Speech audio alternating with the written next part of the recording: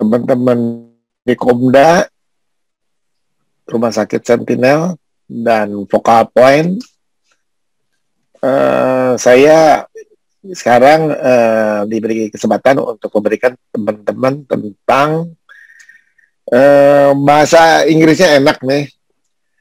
Monitoring and responding to adverse event of special interest. Di Indonesia kan jadinya begini, memantau dan menanggapi kejadian ikutan dengan perhatian khusus. Ini kita belum dapat padanan katanya yang tepat, mohon maaf. Nanti mungkin dalam beberapa waktu mendatang kita bisa bicarakan secara mendalam untuk bahasa Indonesia yang baik dengan benarnya. Slide berikutnya. Jadi kami harap nanti para teman sejawat bisa menyampaikan definisi KIPK dan menjelaskan aplikasi praktisnya untuk ini juga kan bahasa Indonesia jadi nggak enak dalam kita menjalankan tugas sebagai aparatur sipil negara mungkin ya. Kemudian kita harus bisa menjelaskan proses implementasi KIPK melalui surveillance. Surveillance-nya untuk KIPK ini surveillance aktif. Kemudian kita tahu bahwa surveillance yang kita lakukan selama ini, ya, kita Kompas KIP itu udah dari tahun 98 kita melakukan utamanya surveillance pasif. Namun ada juga beberapa yang kita lakukan surveillance aktif, ada beberapa post-marketing surveillance. Nah, khusus untuk KIPK ini, kita lakukan nanti secara aktif. Kemudian kita akan menerapkan KIPK ini pada populasi khusus dan situasi unik ya. Ini susah kan bahasa Indonesianya ya. Nanti kita akan lebih menggunakan bahasa Indonesia yang lebih ramah barangkali. Slide berikutnya.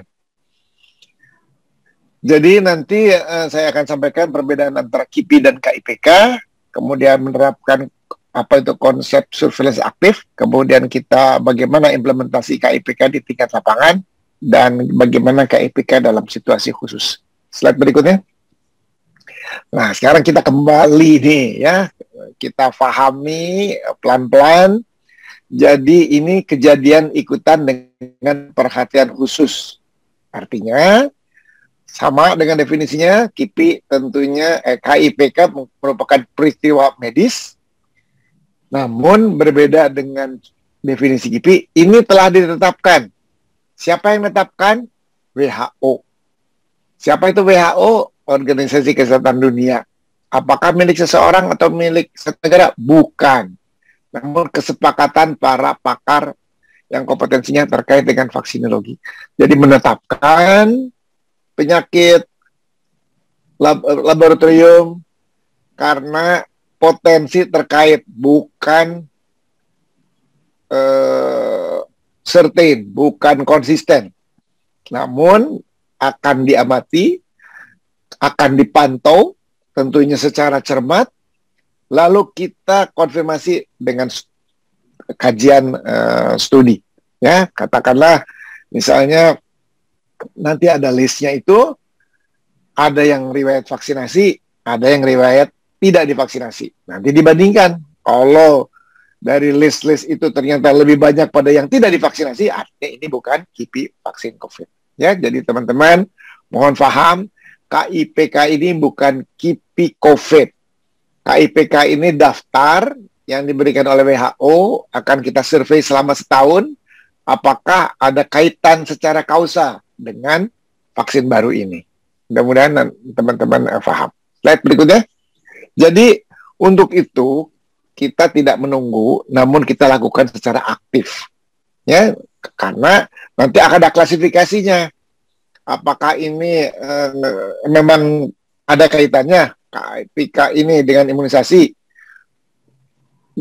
Kita dapat buktikan atau sebagian besar terbukti. Atau KIPK ini memang sudah diketahui dari fase 1, fase 2, fase 3. Ya, misalnya tadi anafilaksis pada Pfizer sekian per sejuta. Anafilaksis pada Moderna sekian per sejuta. Nah, ini gimana vaksin nanti yang kita teliti ini? Misalnya vaksin Sinovac lebih tinggi sama atau ini? Ya.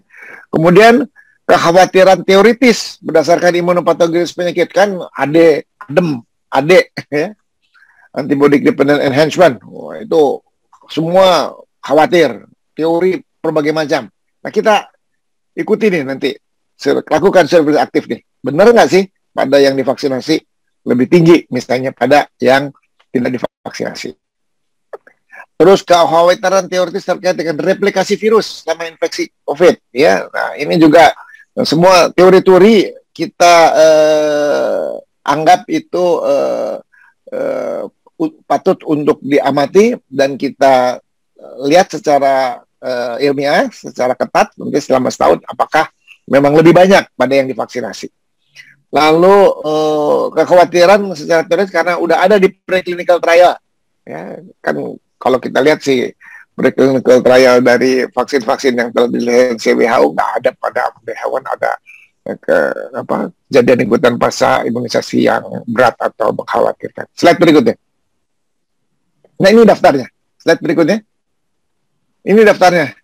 Anafilaksis, vaksin associated disease, multi-inflammatory syndrome pada anak, sindrom kesulitan pernapasan akut, cedera kardiovaskular akut, gangguan koagulasi, trombositopenia, cedera ginjal akut, cedera hati akut, Guillain-Barré syndrome atau ADEM, meningitis aseptik, meningoencephalitis, kejang umum, peripheral facial nerve palsy, anosmia agusia, chilblain vasculitis, vaskulitis kulit organ tunggal, erythema multiforme, alopecia. Nah, ini akan kita pantau, namun tidak dilakukan di seluruh tempat, namun di Rumah Sakit Sentinel. Ada 14 rumah sakit yang hadir pada pagi ini juga ya, yang akan melakukan pemantauan.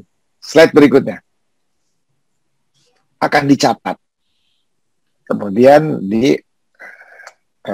identifikasi untuk dilihat mana yang divaksin, mana yang nggak divaksin. Jadi kalau KIPI, mulainya dari imunisasi, ada gejala, langsung dicatat. Kalau KIPK, listnya telah ditentukan yang tadi, yang saya sampaikan sebelumnya, lalu kita catat. Karena nanti akan dikonfirmasi, dikaji oleh Komnas dan Komda. Jadi ngapain pengumpulan informasi pada KIPI, semua kejadian setelah imunisasi ditentuin, diklasifikasi, ada kausalitas atau enggak, serius atau enggak. Ya, kemudian kalau untuk KIPK, penyakit laboratorium dikumpulkan dan nanti akan ditentukan apakah terkait atau enggak. Kalau KIPI identifikasinya ya pelaporan spontan, surveillance pasif. Kalau si KIPK surveillance aktif ya, melalui health record ya, kita ketemu di poli, kita lihat di bangsa ya, dan ada satu petugas khusus ya yang mencatat dan melaporkan. Slide berikutnya. Jadi KIPI tentunya penting ya. Kalau KIPK ini katanya lebih penting tuh jadi sebutnya kritis ya, sebetulnya ya kurang tepat juga ya. Kritisi enggak, cuman kita pengen tahu sebetulnya. Jenis pelaporannya tadi pasif, kalau KIPK aktif. Semua untuk KIPI kita telah latih. Nah, sekarang kita pun semua untuk KIPK kami secara bertahap melatih. Tentunya Rumah Sakit Sentinel telah selesai pelatihannya dan akan dilakukan junjungan. Penggunanya siapa nanti datanya?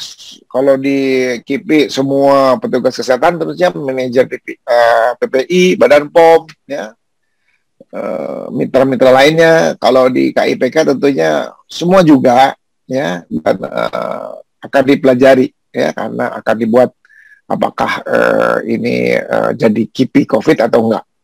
Asumsinya ini enggak, ya, asumsinya KIPK ini tidak KIPI COVID. Tapi kita buktikan setelah setahun nanti bagaimana. Slide berikutnya. Jadi teman-teman sudah paham kalau biasanya kita pasif menunggu laporan, kalau sekarang kita mencari, namun bukan mencari yang divaksin atau mencari yang tidak divaksin, kita mencari penyakit atau mencari tadi lab atau enggak, ya. Terus kita kumpulkan informasi yang selengkap-lengkapnya dan seakurat-akuratnya untuk kita lihat apakah ada faktor risiko, ya. Slide berikutnya. Jadi apa manfaatnya? Ya, untuk melihat sinyal itu. ya, apakah benar nih anafilaksisnya lebih banyak pada yang divaksin dibandingin sama yang nggak divaksin, ya. Kita udah punya angka tuh, Pfizer sama AstraZeneca. Lalu, apa ada tingkat kejadian tertentu pada populasi tertentu nih selama setahun ini? Apa risikonya? Ya, untuk itu kita perlu pantau secara cermat. Slide berikutnya. Jadi dengan sistem aktif ini, jadi KIPK yang sebelum dimulainya pengamatan dapat dicari, ya. Jadi kan kita mulai vaksin COVID ini 13 Januari. Nah, kalau misalnya kita rencanakan ini Maret, jadi yang bulan Februari dan Januari itu bisa kita kumpulkan datanya, ya. Kalau yang KIPI serius, kita ada dalam list, kita kumpulkan datanya. Kalau ada pada kelompok tertentu, kita kumpulkan datanya, ya. Dan karena memang banyak ini vaksinasi, tentu kita mudah-mudahan mendapatkan data yang banyak. Slide berikutnya. Jadi slide berikutnya. Jadi ini adalah surveillance melengkapi yang sudah ada. Tadinya sudah ada pasif, sekarang kita tambah aktif. Jadi kita bisa menentukan risiko pada populasi yang divaksinasi COVID, ya pada kan sekarang kita baru umurnya 18 ke atas. Lalu data-data pada waktu fase 1, fase 2, fase 3 belum didapatkan, mudah-mudahan kita dapatkan melalui surveillance aktif ini. Kemudian kita menggunakan protokol yang sama, ini sedunia. Pedoman WHO-nya baru keluar kemarin, 8 Januari ya. Jadi ini sama, bukan di Indonesia aja, bukan di Jakarta aja, di seluruh dunia. Ya, dan kita diberi bantuan oleh WHO, UNICEF, dan tentunya dari Kemkes. Ya. Dan kita lakukan pelatihan supaya mengelola data, mengelola program dengan kuat. Dan tentu saja Komnas dan Komda terlibat karena kita dianggap mandiri, kita dianggap independen. Dan dengan demikian yang kita dapatkan tentunya akan kita sampaikan, ya, kan kita bahas sama-sama dan kita sampaikan bagaimana hasilnya. Slide berikutnya. Jadi semua kita kerahkan, ya, tenaga kesehatan, ya, sistem pelaporan, ya, tentunya berdasarkan etis juga tentunya, ya, dan kerjasama yang penting, ya, terutama tentunya juga produsen, program, ya, ITAGI, organisasi-organisasi lain seperti WHO, UNICEF, Badan POM tentunya, Pusat Farmakovigilance, ya, dan semua kalau teman-teman ada yang mau meneliti silakan, namun tentunya harus diizinkan diproses kaji etiknya, ya, supaya dalam pengumpulan data dan menganalisis data sesuai kaidah-kaidah good clinical practice. Slide berikutnya. Jadi yang penting koordinasi, ya, koordinasi, dan ingat bahwa sebetulnya KIPK ini dilakukan di Rumah Sakit Sentinel. Saat ini baru 14 rumah sakit, ya. Jadi kita kerja bareng, kita kerja global, kita kerja ada koordinator regional, tentunya di tingkat nasional pun demikian, ya, sehingga kita mengelola survei ini dengan sebaik-baiknya. Slide berikutnya. Ya, dan ini data mudah-mudahan, ya, kalau kita sudah biasa melakukan surveillance secara pasif, tentunya data intinya, jumlahnya, lokasinya, tempat vaksinasi, ya, data demografi, ya, tentunya itu pekerjaan yang memang rutin dan harus kita lakukan dengan cermat. Slide berikutnya. Kemudian untuk kepustakaan, ya, kita sudah tahu ada definisi kasus Brighton. Jadi nanti kalau teman-teman bisa mengunduh manual pedoman KIPK ini, teman-teman juga bisa mengunduh Brighton Collaboration untuk daftar dan definisi KIPI, sehingga kita seragam, mau dari Sabang sampai Merauke, definisi penyakit seragam, ya. Kemudian formulirnya tentunya harus diisi, karena yang saat ini 14 rumah sakit sentinel telah dilakukan latihan, ya. Kemudian Komda sama Komnas sudah terlatih untuk menginvestigasi, tentunya bersama Dinas Kesehatan Kabupaten Kota, bersama Dinas Kesehatan Provinsi, ya, dan kita harusnya mampu melihat signal atau klaster, ya, untuk melakukan studi. Kemudian ada tabel-tabelnya, dan itu sudah disediakan, diupayakan singkat dan ringkas, ya. Dan nanti data-data dikumpulkan sehingga secara online, mudah-mudahan itu memudahkan juga untuk analisis, mudah untuk mengkaji. Jadi semua kita siapkan, mudah-mudahan pedoman kita duluan dibandingkan pedoman juknisnya WHO. Mudah-mudahan juknis kita, ya meskipun dipersiapkan dengan sebaik-baiknya, tapi pasti penuh dengan kekurangan, dapat jadikan acuan juga bagi negara-negara lain. Ya, kami sudah melakukan pelatihan, kami sudah melakukan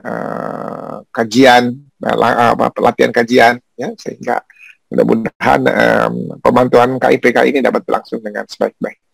Slide berikutnya.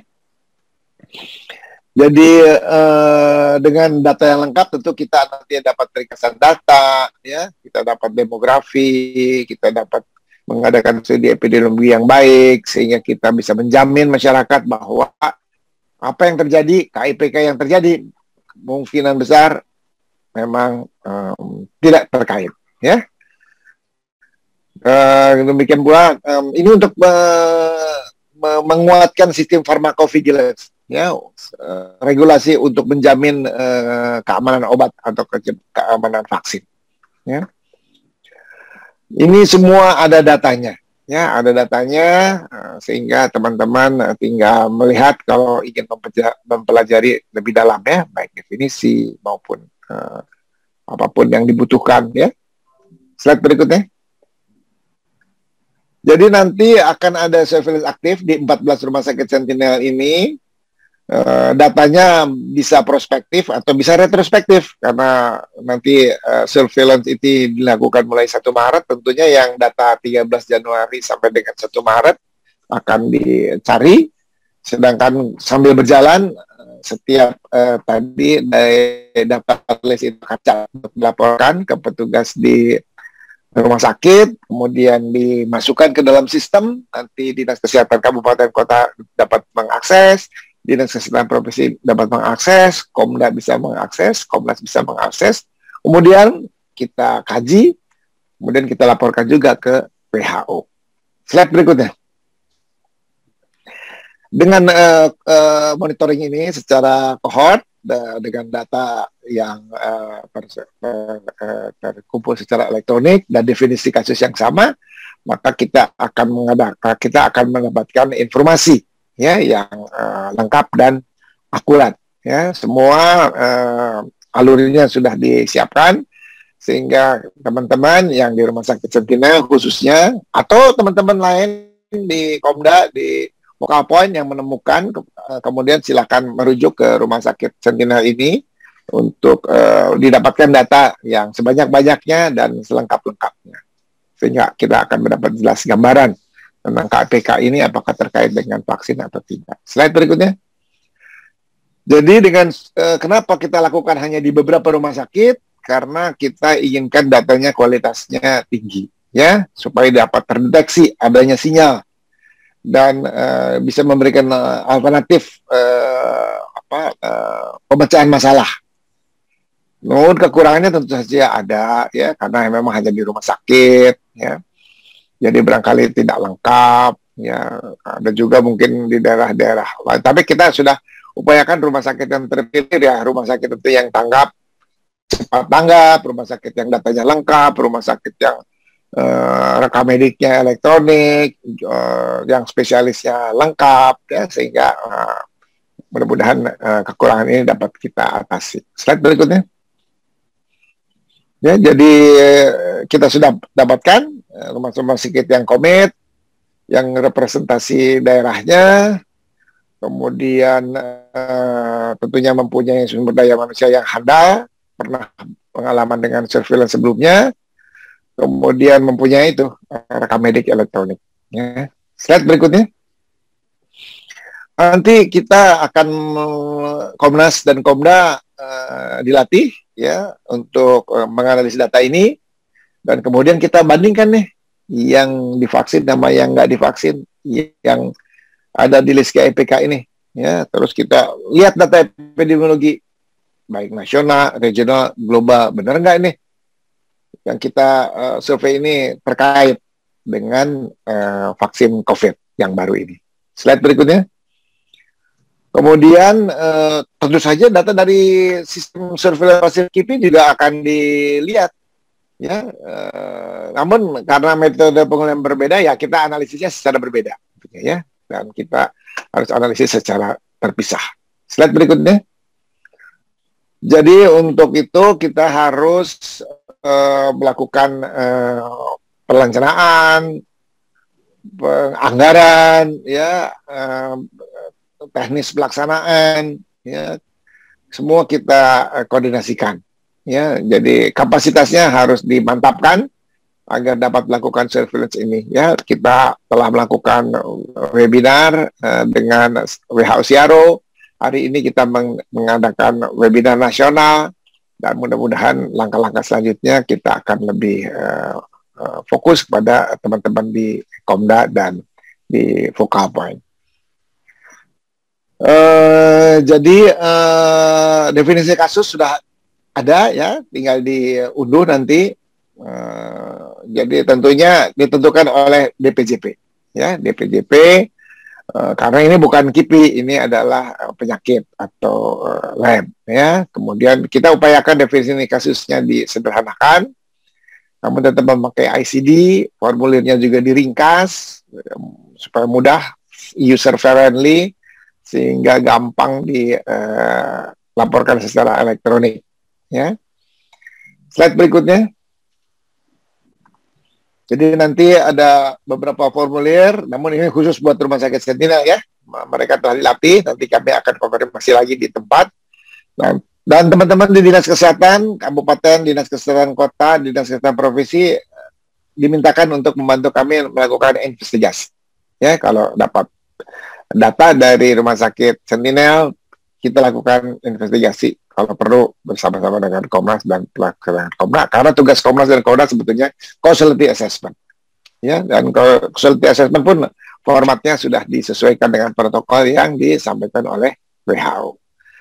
Slide berikutnya. Jadi teman-teman, surveillance aktif ini melengkapi surveillance pasif yang biasa kita lakukan selama ini, surveillance KIPI, dan kita bisa aplikasikan sambil memantau ke depan di beberapa rumah sakit di Indonesia, dan memakai sistem data elektronik. Tentunya kita pilih KPK ini karena dianggap sekarang prioritas kita untuk memantau vaksin baru, dan tentunya protokol dan perangkat khusus dari WHO telah kita adaptasi sehingga kita bisa digunakan di semua level di Fasiankes di Indonesia. Slide berikutnya, ini beberapa referensi, mudah-mudahan teman-teman bisa melink sehingga lebih paham lagi mengenai KIPK ini. Dan saya kira ini slide saya terakhir. Saya ucapkan terima kasih dan mohon maaf kalau dalam penyampaian ada yang kurang berkenan. Mudah-mudahan nanti dalam chat kita bisa memantapkan pengertian tentang KIPK ini. Terima kasih. Assalamualaikum warahmatullahi wabarakatuh. Selamat siang. Salam sejahtera kita semua. Saya kembalikan ke Dr. Berni atau Dr. Mas Siti sudah ada. Terima kasih. Nah, ini kalau kita melihat ini khawatir kan? Ya, ini sering masyarakat takut divaksinasi, bahkan seorang TNI atau Polri pun sampai harus dikeroyok ya. Kalau kata orang Sunda direjeng namanya ya. Nah, ini mungkin akhirnya mengakibatkan takut masyarakat ya. Nah, ini adalah bagian dari penyebab KIPI ya. Tadi disampaikan oleh Prof. Hingki ya, dan juga Dr. Berni. Kita sudah mengenal 5 penyebab spesifik KIPI ya.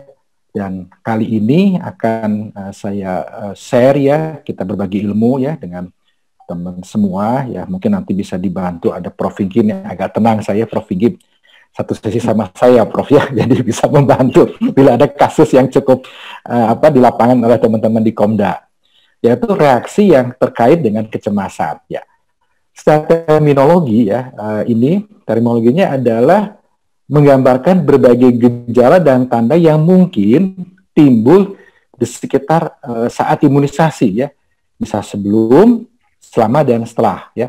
Ini bukan oleh karena produk vaksin, cacat atau kesalahan program ya. Nah, ini berbeda dengan dengan KIPI ya. Gejala ini dapat terjadi sebelum imunisasi ya. Nah, ini kita harus membedakan kalau tadi definisikan KIPI kejadian ikutan pasca imunisasi.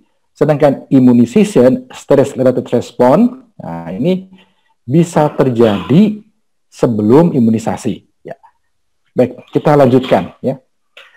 Ternyata sampai saat ini patogenesisnya masih menjadi tanya besar. Ya, salah satu yang menjadi hipotesis adalah faktor sosial ya, biologis, psikologis dan sosial ya. Ternyata nih psikologis juga cukup banyak ya terjadi sebelum sebelum dan atau ketika proses berlangsung ya. Yang patut kita yang salah satu dari laporan yang saya kutip ini faktor usia ya, banyak terkait pada remaja, walaupun tentu remaja itu 10-18 tahun, tapi ternyata pada usia yang lebih tua pun terjadi hal demikian. Jenis kelamin disebutkan perempuan dan berat badan ya. Ada yang bilang ini berat badan yang body mass index-nya rendah ternyata faktor risiko ya. Tapi ini banyak juga di lapangan yang badannya yang overweight terjadi juga. Itu secara general. Nah, kemudian individu yang menerima vaksinasi juga tergantung respon pengetahuan mereka yang penerima vaksin ya.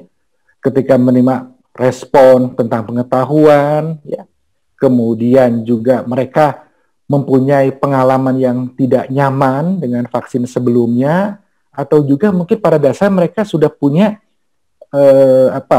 penyakit atau kecemasan.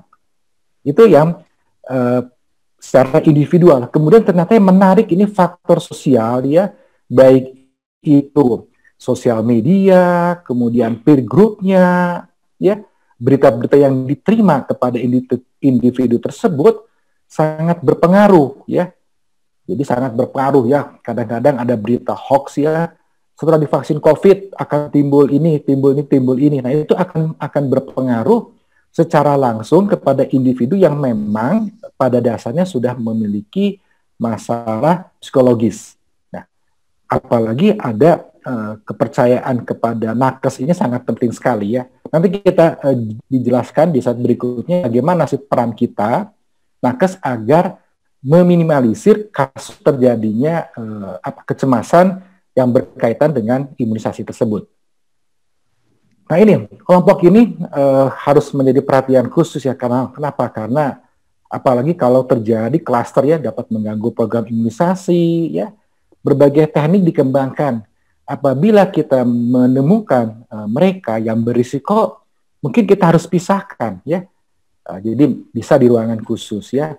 Oleh karena itu adanya pencegahan, investigasi, dan manajemen mengenai komunikasi untuk mencegah terjadinya immunization, stress respon ini sangatlah diperlukan, terutama oleh kita sebagai pelaksana vaksinator. Ya. Nah ini dikatakan bahwa kejadian tersebut ada yang mengkaitkan sama sekali tidak ada hubungan dengan imunisasi, ya belum pasti. Ya. Bahkan ada yang mengatakan itu bukan bagian dari adverse event ya. Namun beberapa penelitian ternyata menyebutkan itu memang termasuk kejadian ikutan pasca imunisasi karena kejadian tersebut terkait dengan kecemasan yang timbul. Ada beberapa penelitian ya di sini beberapa laporan ada keluhan yang disebut kompleks regional pain syndrome. Mungkin teman-teman nakes ada yang pernah menerima laporan seperti ini ya di lapangan ya. Mereka mengeluhkan habis disuntik sakit terus ya. Kemudian terasa baal ya atau kesemutan ya, hilang rasa atau dia merasa ada perubahan warna kulit, kemudian temperatur, bahkan bisa cara berjalan bisa berubah, ada timbul kelelahan yang sifatnya dikatakan disebutkan itu kelelahan yang kronik ya.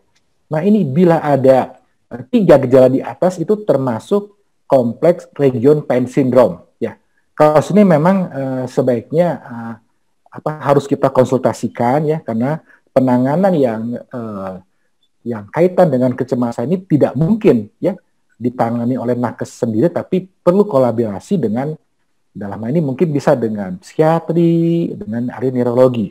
Kita lihat, ada satu laporan yang menarik tahun 2016 ya, di Eropa, yaitu ketika itu ada vaksinasi massal ya terhadap Cervarix ya, dan itu ternyata keluhan yang CRPS dan POTS itu cukup banyak. Namun disimpulkan itu tidak ada kaitannya atau tidak mendukung adanya kejadian ya CRPS atau POTS itu dengan vaksinasi. Sekarang kita lihat manifestasinya. Manifestasinya itu saya tadi sampaikan di depan, sebelum, selama, atau segera. Ya. Manifestasinya itu secara garis besar ada 3. Ada yang acute stress response, kemudian muncul vasovagal reaction, dan nah ini yang cukup mengkhawatirkan, terjadi gejala dissociative neurological symptom reaction. Ya. Bahkan timbul gejala yang mirip dengan epilepsi, tapi bukan epilepsi. Nah, munculnya ini yang pertama itu segera, ya dalam waktu 5 menit, biasanya setelah vaksinasi, ya ada kasus ya yang terjadi ya dilaporkan ke kami, itu 5 menit setelah vaksinasi muncul reaksi tersebut. Nanti kita lihat apa sih gejala acute stress response seperti apa, vasovagal seperti apa. Nah, kemudian yang disosiatif ini yang bisa membuat diagnosis yang salah terhadap tata laksana. Nanti kita lihat bersama-sama ya. Ini diagnosisnya ya. Nah, ini gejala respons stres akut. Nah, ya. Gejala ini sebetulnya muncul ya, tadi dikatakan oleh saya bahwa kalau immunization stress led response ini terjadi sebelum. Jadi ketika mereka mendapatkan jadwal imunisasi, sudah berdebar-debar ya, takut, pengaruh sosial media, dirinya sendiri ya, kemudian ada muncul mulai takikardi ya, kadang ketika diukur tekanan darah biasanya normal, naik kan ya, 140, kemudian muncul gejala hiperventilasi, gejala ada mulut kering, sensasi panas, kesemutan, kebas, ya. Ini reaksi awalnya. Berikutnya reaksi vasovagal. Nah, ini reaksi vasovagal, ya. Ini yang paling sering muncul ada terjadi pingsan, ya. Pingsan ya awalnya mungkin kalau kita tanyakan kepada mereka yang pernah mengalami penglihatan berkunang-kunang, kemudian kelihatan kayak titik-titik ya sampai hitam, ya, akhirnya mereka jatuh pingsan. Ini yang reaksi yang berikutnya. Kemudian reaksi yang ini reaksi yang paling sering terjadi. Nah ini jadi reaksi ini bisa aja terjadi selain vaksinasi. Nah ini perseptik ya, biopsikososial ini akan membantu untuk kita mengetahui diagnostik dari dissociative neurological symptom reaction tersebut ya. Jadi gejala ini harus dibuat ya, harus memenuhi gejala daripada ICD yang 10 ya untuk gangguan gejala neurologi dissociatif ya. Oleh karena itu gejala ini mungkin bisa sifatnya sementara atau tahap awal ketika terjadi pada subjek yang menerima vaksinasi tersebut. Baik, kemudian yang berikutnya adalah non-epileptical seizure. Nah, ini dilaporkan terjadi juga kemarin ya pada saat vaksinasi COVID-19 ya, mirip dengan kejang, sehingga pada awalnya ditatakan sebagai kejang, bahkan dianggap kemudian diberikan obat anti epilepsi, namun setelah dilakukan anamnesis, pemeriksaan fisik, pemeriksaan penunjang, ternyata tidak terbukti adanya epilepsi. Ya, ini dikatakan di buku sih cukup banyak ya pada anak usia 5 tahun ya, tapi ternyata prevalensi meningkat di kalangan remaja ya. Kalau kita lihat usia antara 20 sampai 30 tahun tampaknya cukup banyak dilaporkan kasus yang non-epileptic seizure ini. epidemiologi. Nah, ini cukup banyak berbagai laporan ya, vasovagal ya, pada usia remaja dilaporkan terjadi sinkop bahkan sampai 15 menit ya, setelah vaksin meningitis 88/100.000 ya prevalensinya. Kemudian juga, nah ini ya kita lihat ya pada army, pada kalangan tentara banyak juga ya, ada apa 100 ada dari penerima vaksin mengalami sinkop ya. Kemudian juga dilaporkan juga ini di Amerika juga 463 kasus ya pada Januari 2005 dan pada Juli 2007 ya. Kemudian rata-rata laporan sinkop pasca imunisasi pada tahun 2006 ini anak usia lebih 5 tahun 0,05 4/100.000 populasi, dan paling banyak ya memang betul pada usia remaja, tadi sesuai dengan tadi data di awal ya, pada usia remaja, adolesen, dan pada perempuan ya. Oleh karena itu pada saat bias ini kita harus memperhatikan ya reaksi kecemasan yang bisa terjadi pada saat bias juga. Kita lanjutkan. Nah, ini ada ternyata reaksi sinkop ini dilaporkan ya bukan hanya terjadi pada saat vaksinasi. Ini ada ya. Yang pertama itu memang tadi disebutkan pada tentara setelah menerima vaksin meningitis, namun ada laporan juga yang lainnya ya. Datanya di sini kita tidak tahu apakah ini setelah divaksinasi atau bukan ya, mengenai reaksi sinkop dan reaksi yang kita sebut dissociative neurological symptom reaction. Nah, sekarang bagaimana cara pencegahan, kemudian diagnosis dan tata laksananya terkait stres yang berkaitan dengan vaksinasi tersebut. Nah, ini penting sekali ya. Kita beruntung di sini saya diberi kesempatan sharing dan juga belajar bersama-sama ya. Kita semua nakes harus mendapatkan informasi yang sepaham mengenai ISR ini, sehingga kita dapat mengenal lebih dini, kemudian kita dapat memberikan komunikasi kepada penerima vaksin ya. Pencegahan di sini kita mulai dari apa? Tadi faktor risikonya ya. Tadi dijelaskan faktor risikonya usia, jenis kelamin, ya, berat badan, ya, faktor risiko yang memang sudah ada dasar pada individu tersebut, sebaiknya kita tanyakan ya sebelum pelaksanaan imunisasi. Ini, jadi yang pertama faktor risiko, pencegahan secara umum, lingkungan, dibuat lingkungan yang nyaman, kemudian tindakan prosedurnya ya kita tidak boleh terburu-buru ya. Kemudian berikan kesempatan kepada yang bersangkutan untuk duduk sebentar ya. Kadang memang menunggu yang lama ya, kemudian menunggu yang lama bisa menimbulkan, dikatakan nunggu yang lama, apalagi posisi berdiri yang lama itu bisa menimbulkan resiko kecemasan juga ya. Kemudian saya yakin di sini teman-teman vaksinator bersikap kepada mereka tentu sudah baik. Kita tanyakan bagaimana tadi malam kondisinya, cukup tidur tidak untuk nakes, sudah sarapan belum ya. Dan kemudian komunikasi juga sama, dan yang keenam tindakan mengurangi nyeri ya. Banyak teknik ya tindakan untuk mengurangi nyeri ya. Ada memang ya, mungkin ada orang yang lebih nyaman posisinya tidur, silakan.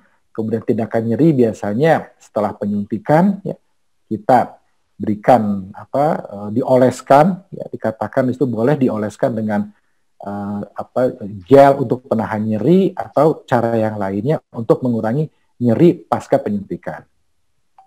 Kemudian individu tadi ya pada saat ini ya kita yang vaksin Sinovac ya usia 18 tahun ke atas ya. Namun dikatakan bisa aja terjadi pada mereka di atas kelompok usia tersebut. Kemudian kita tanyakan ada nggak riwayat sebelumnya, kemudian pengalaman yang tidak baik ya akan imunisasi sebelumnya, dan juga gangguan cemas ya. Ya memang pada saat imunisasi massal ini agak kesulitan ya, kita harus menanyakan satu persatu ya. Apalagi kalau ada dibuatkan list ya. Nah, mungkin agak sulit sekali ya kita buatkan list untuk menghindari kejadian stres ini ya. Tapi dengan tadi lingkungan, tindakan yang nyaman itu cukup berarti untuk mengurangi kejadian stres berkait dengan imunisasi. Kemudian tindakan yang umum ya, di sini kita sama ya dengan yang sebelumnya, dibuat ruangan ya, kemudian faktor-faktor yang lainnya juga ya. Kalau misalkan yang datang tersebut sudah lansia, nah mungkin kita bisa komunikasikan dengan keluarga yang mengantarnya ya. Hal itu apa? Untuk mengurangi kecemasan pada mereka-mereka yang sudah berusia lanjut, karena mungkin yang usia lanjut sudah pengalaman ketika diimunisasi mungkin lupa ya. Nah, dia informasi yang dia terima pun salah ya, sehingga berakibat respon terhadap vaksinasi dia akan berlebihan. Hal itu bisa memicu kecemasan. Ya. Nah ini sedikit saya sampaikan ya, perbedaan antara shock anafilaktik, respon akut, ya, stres umum, dan reaksi vasovagal. Anafilaktik kita tahu bersama terjadi 5 menit setelah imunisasi. Ya. Bahkan bisa berlangsung atau bisa muncul 60 menit. Sehingga dalam prosedur itu kita tunggu 30 menit ya untuk melihat adanya reaksi lambat atau reaksi cepat dari shock anafilaktik. Kemudian kalau respon akut dan yang sinkop itu ya, ini terjadi sebelum ya 5 menit atau setelah imunisasi. Kemudian gejala pada kulit biasanya yang anafilaktik timbul urtikaria, eritem, angin udem, ya, kemudian ada rasa tertusuk, ya. Nah, kalau respon akut itu biasanya pucat, berkeringat dingin, ya, sama dengan sinkop. Nah, yang perlu diperhatikan ini respirasi. Biasanya cepat sekali anafilaktiknya muncul napas mengorok, ya, dan bahkan bisa napasnya tadinya normal menjadi henti napas. Lain dengan yang dua ini, hiperventilasi, bahkan napasnya bisa cepat dan dalam. Ya. Kemudian untuk kardiovaskuler, ya mungkin tekanan darahnya itu takikardi tapi lemah, ya, yang anafilaktik. Kalau respon yang stres biasanya takikardi, ya, tapi isinya biasanya cukup dan kuat. Ya. Kalau yang vasovagal, karena dia bisa sampai pingsan, bisa muncul bradikardi pada pemeriksaan fisik. Ya. Kemudian yang berikutnya gejala gastrointestinal, ya. Karena tadi reaksi shock anafilaktik bisa ke seluruh tubuh, ya, muncul bisa kram perut, mual, muntah. Hal itu sama juga pada yang respon akut yang stres umum, gitu dengan yang vasovagal. Nah, kemudian gejala neurologis, ya, dia biasa sampai gelisah, agitasi, dan biasanya langsung dengan kesadaran, mungkin sampai ke tingkat yang somnolen atau bahkan mungkin ke kondisi yang lebih berat, ya. Kalau yang respon akut biasanya akan cepat responnya baik, ya, kemudian biasanya kesadaran akan cepat membaik pada kedua keadaan yang respon akut stres umum maupun yang vasovagal. Itu secara garis besar untuk membedakan apakah ini shock anafilaktik, ya, atau ini karena kaitan dengan stres imunisasi. Nah, kemudian kita berlanjut, ada reaksi yang dikatakan ini gejala neurologis disosiatif, ya, termasuk gejala non-epileptik, ya. Memang ini kita harus hati-hati untuk mendiagnosis ini, ya, kita harus memahami dan perlu kita konsultasikan kepada teman-teman dari neurologi, ya. Secara umum biasanya hilangnya tanda atau gejala ketika pasien teralihkan. Jadi gejala tersebut, ya, misalkan yang seperti kesemutan atau gejala-gejala yang merasa tidak nyaman di tubuhnya, kalau kita ajak ngobrol akan hilang, dan kemudian tanda dan gejala tidak konsisten, ya. Yang berikutnya tidak ada respon pada pengobatan, dan ini biasanya sifatnya sementara walaupun ada yang berlangsung, tapi gejala ini dari beberapa laporan 24 jam akan hilang, ya, gejala neurologis ini. Kemudian distonia, ya, ada postur yang tidak biasa, kemudian cara berjalan juga, ya. Jadi ada dilaporkan ketika dia duduk, ketika dia posisi berdiri, kemudian dia duduk untuk menekuk lutut, langsung terjatuh, tanpa terjatuh maksudnya, ya. Nah ini jadi ini contoh dari gejala neurologis, ya, disosiatif, ya, non epileptikut, ya. Kemudian hilang rasa, ya, atau menjadi terasa kesemutan atau baal di daerah sensoris kulitnya. Ini beberapa gejala yang sering muncul pada atau yang dikaitkan dengan stres imunisasi tersebut. Ini kita harus juga bisa membedakan apa itu gejala epilepsi dan gejala non-epilepsi, ya cukup banyak ya. Waktunya, kita harus tahu durasinya, apakah mata dan mulutnya terbuka atau tutup ya. Kemudian bagaimana kondisi respirasinya, apakah ada suara grunting atau merintih ya. Kemudian ada gangguan gerakan yang lainnya. Nah, ini gerakan-gerakan pada epilepsi untuk membedakan epilepsi dan bukan epilepsi.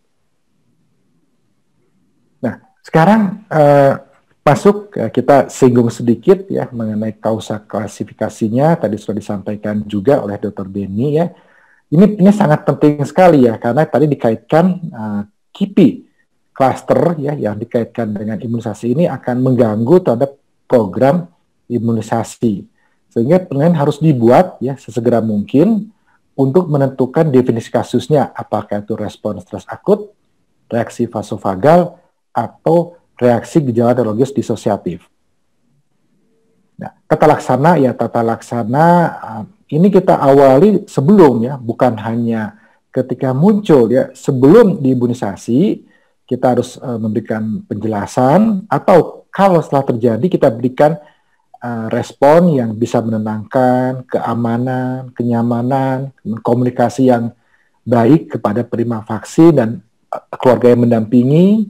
Kemudian kita juga harus bisa membedakan dan menjelaskan kepada orang tua ya, ini bukanlah reaksi anafilaktik tapi reaksi respon stres ya.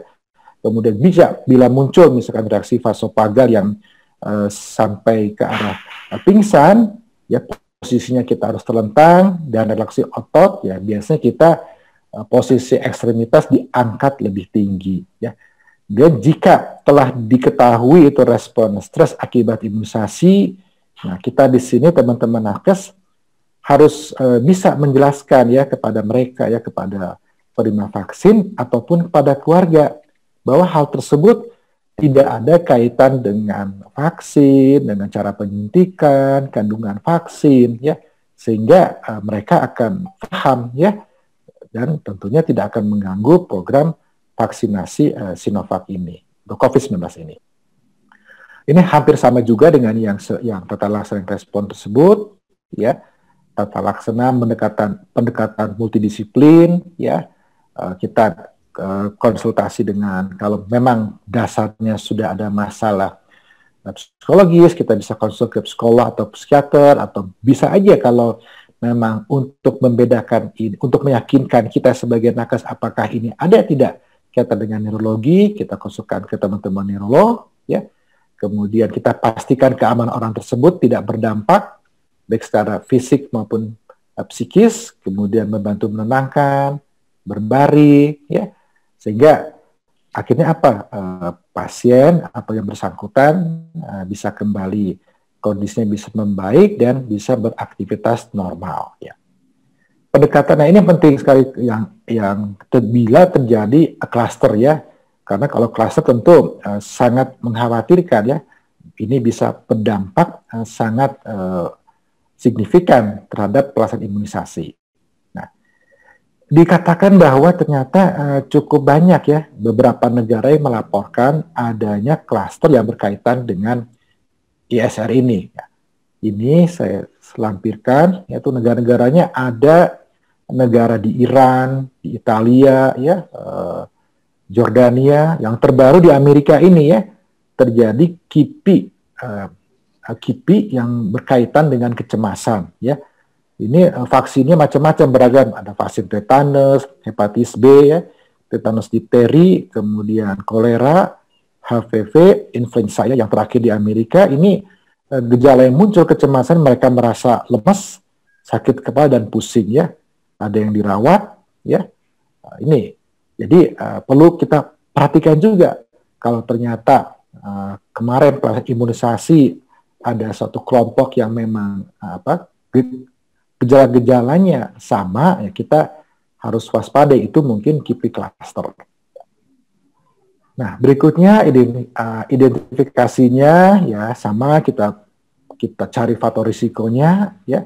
Nah, kalau dari awal memang orang tersebut menceritakan kepada kita, kepada vaksinator, saya punya pengalaman yang tidak nyaman dengan imunisasi, saya takut tapi saya ingin divaksinasi, bolehlah kita pisahkan ruangannya, diberikan ruangan yang tersendiri. Nah, ini sangat bagus sekali kalau yang bersangkutan memang dia ingin tapi dia mempunyai pengalaman yang tidak baik dengan imunisasi. Ya. Sekali lagi di sini pada saat imunisasi massal ini kita harus memperhatikan kemungkinan adanya klaster, ya, faktor lingkungan yang kira-kira dapat memperberat, kita harus reduksi, kita kurangi. Nah, penting juga di sini ya mengundang ya pejabat, influencer ya yang dapat mendukung ya untuk menjelaskan setelah divaksin ya saya tidak merasakan apa-apa ya, tidak ada rasa takut, rasa cemas, sehat-sehat, itu sangat membantu sekali. Kemudian tetap ya kita harus mempersiapkan kit emergensi dan edukasi seluruh tenaga profesional ya akan antisipasi terjadinya ISRR. Nah, ini secara singkat ya kita lihat ya bahwa faktor biopsikososial sangat berpengaruh terhadap terjadinya stres ya. Sebelum imunisasi ya tadi faktor psikologisnya sendiri ya, kemudian usia, jenis kelamin, berat badan, faktor media sangat berpengaruh, teman-teman WA grupnya ya atau kelompok keluarganya, atau mungkin kepercayaan kepada nakes yang ragu. Nah, kemudian saat vaksinasi ya ketika divaksin timbul sakit, nah dia langsung atau yang bersangkutan langsung berpengaruh ya, langsung responnya muncul ya. Nah, apalagi ditambah faktor sosial media di sini sehingga akan muncul terjadi gejala akut stres respon tersebut, timbul pusing, kemudian pingsan, penglihatan menjadi kabur, berkeringat, hiperventilasi, bahkan sampai pingsan. Dan tahap yang berikutnya masuk ke sini post vaksinasi ya. Ini sampai gejala-gejala ke arah seperti kejang. Nah, kita sebut tadi dissociative neurological symptom reaction. Nah, hal ini kita sama-sama belajar bahwa bisa aja terjadi dan tampaknya banyak, dan akhirnya mereka yang divaksinasi beranggapan saya setelah divaksin timbul kesemutan, pusing, cara berjalan tidak nyaman, ya, bahkan ada melaporkan sampai gejalanya sampai kejang. Nah, ternyata itu hampir sebagian besar terjadi berkaitan dengan imunisasi. Ya, tadi sampaikan laporan negara-negara lain pun cukup banyak kasus tersebut. Ya. Baik, sebagai simpulan, kasus ini akan meningkat terutama saat massal. Kita sebagai petugas kesehatan harus mengenal tanda dan gejala. Yang penting di sini, strategi komunikasi untuk pencegahan dan mengatasi ISR, kemudian identifikasi faktor kecemasan kalau memang yang bersangkutan terbuka menjelaskan, dan perlu pendampingan petugas ya. Jadi petugas pendampingan bukan hanya petugas yang melakukan screening di awal, tapi petugas yang mendampingi 30 menit pasca imunisasi ya. Baik, dan kita berharap tentunya ketika divaksin semuanya tersenyum ya. Tidak ada rasa kecemasan, dikatakan. Untuk presentasi kali ini kami akan memberikan sedikit paparan mengenai latar belakang. Kemudian mungkin kalau untuk daftar KIPK tadi sudah banyak mungkin disinggung oleh Prof. Hingki. Dan yang terakhir adalah bagaimana caranya kita mendapatkan daftar penyakit-penyakit yang termasuk dalam daftar KIPK tadi melalui kegiatan surveillance yang dilaksanakan secara aktif di Rumah Sakit Sentinel di Pulau Jawa dan di Pulau Bali. Mohon slide. Ya, jadi ini Bapak Ibu, kenapa penting untuk melaksanakan surveillance kejadian ikutan dengan perhatian khusus? Mungkin tadi juga sudah sempat disinggung oleh Prof. Hingki. Jadi karena vaksin COVID adalah vaksin baru dan digunakan dalam jumlah besar di masyarakat, maka WHO telah memberikan anjuran ataupun rekomendasi kepada seluruh negara-negara yang menggunakan vaksin COVID dalam pelaksanaan program imunisasi secara massal untuk memantau keamanannya bukan saja secara pasif yang biasanya dilaksanakan dalam kegiatan surveillance kejadian ikutan pasca imunisasi, tapi juga mengembangkan suatu sistem pemantauan keamanan yang sifatnya aktif. Nah, ini disebut dengan surveillance kejadian ikutan perhatian khusus. Kenapa disebut dengan kejadian ikutan dengan perhatian khusus? Karena sebetulnya semua penyakit yang masuk dalam daftar penyakit KIPK belum terbukti sebagai KIPI daripada vaksin COVID-19. Akan tetapi berdasarkan pengalaman sebelumnya ataupun berdasarkan patogenitas penyakitnya ataupun berdasarkan platform atau proses pengembangan dari vaksinnya, maka semua penyakit yang termasuk dalam daftar penyakit KIPK tadi itu disarankan untuk diamati. Jadi diamatinya bukan hanya pada orang-orang yang divaksinasi saja, tetapi juga pada orang-orang yang tidak divaksinasi.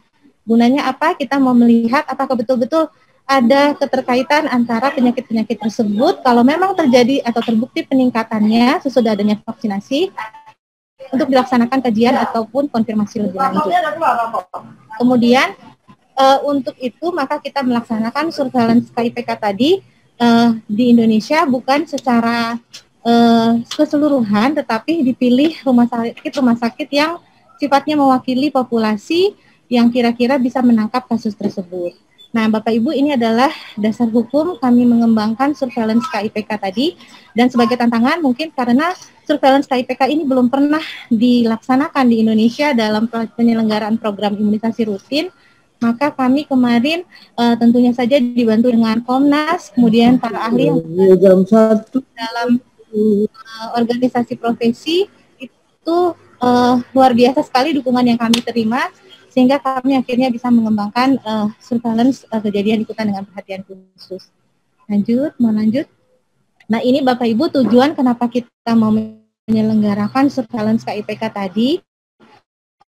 Tujuannya untuk melihat sebetulnya seberapa besar kejadian-kejadian yang masuk dalam daftar KIPK tadi pada populasi yang divaksinasi ataupun tidak divaksinasi, supaya nanti kita bisa menentukan sebetulnya berapa sih rate sebenarnya dari KIPK di dalam populasi. Kemudian relatifnya, apakah betul setelah divaksinasi meningkatkan resiko terhadap terjadinya penyakit-penyakit yang masuk dalam daftar KIPK tadi. Kemudian kalau misalnya banyak yang terjadi sesudah vaksinasi, bersama-sama dengan Komnas akan dilaksanakan analisis lebih lanjut untuk melihat hubungan kausalitasnya. Slide. Nah, ini adalah kebijakan dan strateginya. Jadi diselenggarakan secara sentinel, jadi tidak seluruh rumah sakit, tetapi kita pilih rumah sakit besar yang kira-kira banyak kasusnya, kemudian bisa mewakili populasi, tentunya bekerja sama dengan pemerintah daerah, lintas sektor, lintas program, dan tentunya para ahli yang tergabung di dalam Komnas maupun Komda dan program dan organisasi profesi. Lanjut. Nah, Bapak Ibu, pada waktu kami berproses untuk menentukan lokasi sentinelnya, selain merujuk pada rekomendasi yang sudah ditetapkan oleh WHO, tetapi juga disesuaikan dengan situasi dan kondisi yang di Indonesia, antara lain yang paling penting pada waktu itu WHO mengatakan mencari rumah sakit yang memiliki rumah sakit umum pusat atau rumah sakit pendidikan, rumah sakit BUMN atau TNI Polri, dan kalau bisa memiliki sistem ataupun mekanisme yang memadai untuk melaksanakan surveillance penyakit ataupun surveillance KIPK. Dan yang paling penting karena penyakit-penyakit yang tergabung di dalam daftar penyakit KIPK ini cukup kompleks ya Bapak Ibu pemeriksaannya, sehingga WHO juga merekomendasikan agar setidaknya ada dokter spesialis dan subspesialis yang harus tersedia di dalam rumah sakit tersebut. Dan terlebih lagi rumah sakit tersebut kalau bisa diharapkan memiliki sistem informasi untuk pencatatan dan pelaporan kasus, sehingga memudahkan bagi kami untuk menelusuri kasus kalau misalnya ada data-data yang perlu dicari melalui rekam medik. Mau lanjut. Dan ini Bapak Ibu setelah melalui proses assessment dan seleksi bersama dengan para ahli, akhirnya dikeluarkan SK Dirjen P2P tentang penetapan Rumah Sakit Sentinel Surveillance KIPK yang sudah terpilih sebanyak 14 rumah sakit yang tersebar di 7 provinsi di Pulau Jawa dan Pulau Bali. Jadi untuk tahap awal memang Bapak Ibu kami memilih Pulau Jawa dan Pulau Bali terlebih dahulu karena memang seperti yang sudah disampaikan sistem surveillance kejadian ikutan perhatian khusus ini belum pernah. Jadi kami mencoba mengembangkannya dulu untuk tahap awal ini. Jika diperlukan nanti akan bisa diperluas ke provinsi-provinsi yang lainnya. Lanjut. Ini untuk daftar KIPK-nya mungkin saya tidak terlalu banyak di sini. Jadi intinya ada kurang lebih 19 penyakit. Bapak Ibu bisa melihat tadi mungkin sudah Prof. Hinggi tadi sudah menjelaskan banyak. Untuk neurologi sendiri kami ada kurang lebih 4 penyakit. Jadi kami juga menyertakan selain nama penyakitnya dalam bahasa Inggris, dalam bahasa Indonesia, juga kami menyertakan kode ICD-10-nya untuk memudahkan para petugas mencari kasus. Dan yang terakhir, ini adalah jangka waktu yang direkomendasikan untuk pengamatan serta vaksinasi. Ini pun kami mendapatkan sumber rujukannya dari WHO. Jadi ini semua sudah kerjasama antara WHO dengan pemerintah Indonesia untuk menentukan seluruh kriteria ini. Jadi kami sudah berproses cukup intensif selama 2 bulan terakhir. Lanjut. Kemudian ini untuk hemato-onkologinya, mungkin lanjut saja. Nanti Bapak Ibu bisa membacanya. Ini alergi imunologi klinik. Lanjut. Lalu ada pulmonologi, gastroenterologi, dan nefrologi. Semua juga sudah disertai dengan ICD-10-nya. Ini jantung dan pembuluh darah. Ini untuk kulit kelamin dan THTKL. Lanjut. Nah, seluruh diagnosis KIPK ini akan ditetapkan oleh dokter penanggung jawab yang terdapat di masing-masing divisi dan diharapkan sesuai dengan kode diagnosis ICD-10 yang sudah diberikan. Kemudian masing-masing penyakit ini juga memiliki definisi operasional penyakit yang meliputi level of confidence yang digunakan sebagai rujukan apabila nanti akan melaksanakan investigasi lebih lanjut.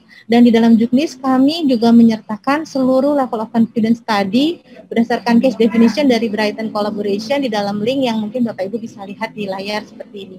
Jadi kami harapkan nanti mudah-mudahan para penanggung jawab surveillance KIPI dan KIPK di lapangan bisa terbantu dengan daftar case definition yang sudah kami sediakan.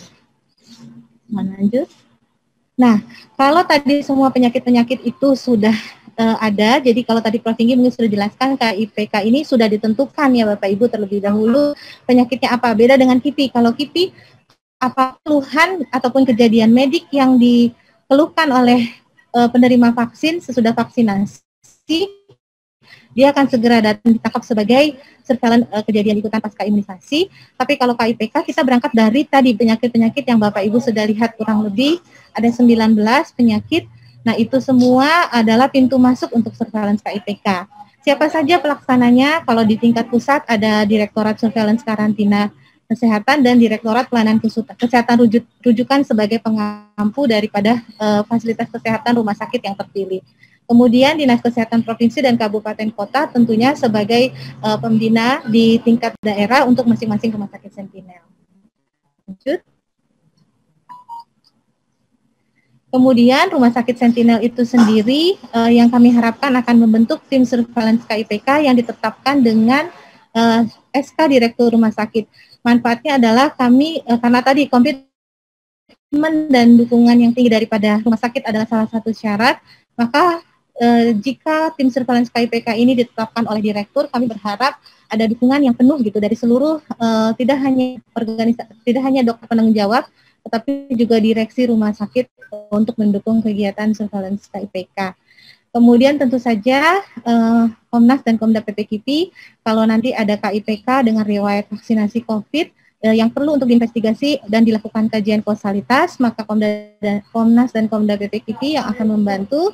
Kemudian kalau ada pemeriksaan sampling vaksin yang diperlukan, maka itu akan dilaksanakan oleh Badan POM atau Balai Besar atau Balai atau Lokapom yang ada di masing-masing daerah di sekitar Rumah Sakit Sentinel. Dan tentu saja industri farmasi sebagai pemegang izin edar daripada vaksin yang digunakan dalam program vaksinasi COVID-19. Mau lanjut? Nah, ini adalah tim surveillance KIPK di Rumah Sakit Sentinel yang kami harapkan tersedia, yang ditetapkan oleh SK Direktur. Yang pertama adalah adanya koordinator tim, kemudian penanggung jawab surveillance KIPK di setiap divisi, karena tadi Bapak Ibu lihat ada banyak divisi yang terlibat, misalnya tadi alergi imunologi, nefrologi, dan sebagainya.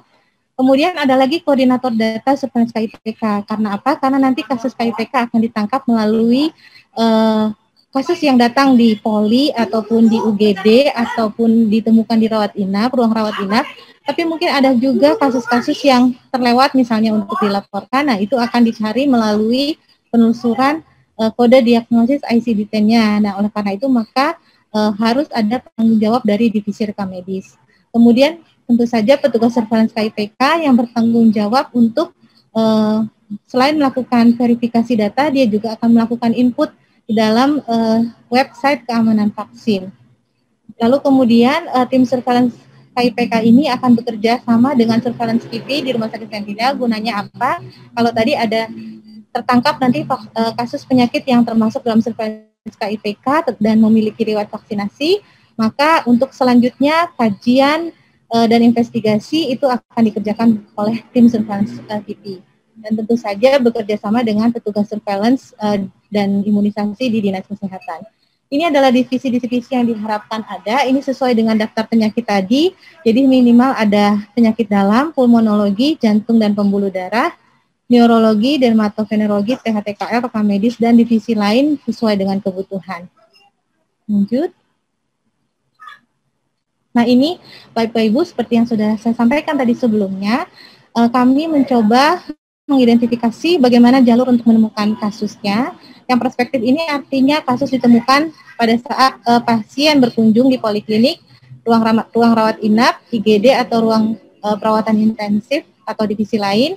Lalu kemudian dokter penanggung jawab yang pertama kali menemukan di divisi tersebut harus melaporkan ke kasus tersebut ke dalam formulir dan kemudian berkoordinasi dengan petugas surveillance KIPK. Itu adalah untuk kasus yang prospektif. Nah, untuk yang retrospektif, kalau misalnya kasus-kasus prospektif tadi terlewat untuk dilaporkan, maka bisa juga dilakukan penelusuran data berdasarkan kode diagnosis di register rumah sakit melalui divisi rekam medik.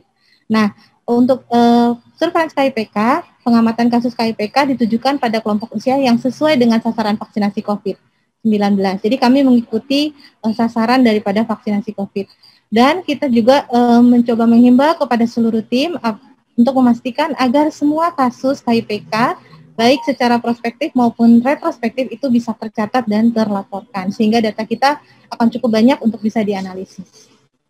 Lanjut. Nah, ini mungkin memperjelas lagi tentang alur penemuan kasus secara prospektif. Jadi kalau ada kasus KIPK yang ditemukan oleh penanggung jawab, maka akan diisi formulir KIPK satunya, kemudian akan melaporkan kasus KIPK tersebut ke tim surveillance, lalu menyerahkan formulirnya ke petugas surveillance KIPK yang akan selanjutnya memverifikasi, melengkapi formulir, dan menginput datanya. Jadi mungkin sebagai informasi ya Bapak Ibu, karena surveillance KIPI dan KIPK ini dari awal kami coba untuk terintegrasi, maka pelaporannya pun kami menggunakan rumah yang sama, yaitu keamananvaksin.kemkes.go.id. Jadi untuk setiap rumah sakit akan kami berikan akunnya nanti, kami daftarkan, sehingga kalau misalnya terjadi koordinasi data itu akan lebih memudahkan karena dicatatkan di dalam rumah yang sama. Kemudian selanjutnya data tersebut kalau memang tidak memiliki riwayat vaksinasi maka akan didokumentasikan oleh koordinator data. Tetapi mungkin Bapak Ibu bisa lihat kalau ada yang panah ke bawah, kalau ada kasus KIPK dengan riwayat vaksinasi COVID, maka dia masuk ke kotak yang orange ya Bapak Ibu. Kemudian dilaporkan ke koordinator tim surveillance KIPK yang akan melaporkannya lagi ke focal point surveillance KIPI Dinas Kesehatan dan tim surveillance KIPI-nya rumah sakit untuk kemudian dilaporkan di dalam surveillance KIPI dan kemudian dilaksanakan investigasi lebih lanjut. Slide. Nah, ini untuk yang retrospektif yang sudah mungkin terlewat tidak dilaporkan di UGD atau di poli tadi ya. Ini kita mencari datanya lewat penelusuran kode diagnosis ICD-10 di rekam medis setiap minggu oleh petugas surveillance KIPK, koordinator data, dan penanggung jawab divisi rekam medik. Nah, ini kita anggap sebagai penemuan kasus secara retrospektif. Kemudian kalau ada, maka kasus KIPK tersebut diverifikasi terlebih dahulu oleh DPJP-nya.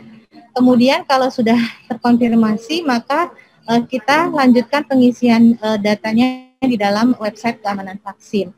Dan untuk selanjutnya dilakukan koordinasi bersama koordinator tim. Mohon lanjut. Nah, karena surveillance KIPK ini ada beberapa penyakit yang mungkin memang terjadi langsung terjadi sesudah vaksinasi, maka bukan tidak mungkin pintu masuknya itu tidak melalui surveillance KIPK, tetapi lebih dulu ditangkap sebagai kejadian ikutan pasca imunisasi. Misalnya sebagai contoh tadi Bapak Ibu ada daftar penyakit yang masuk dalam KIPK itu contohnya shock anafilaktik.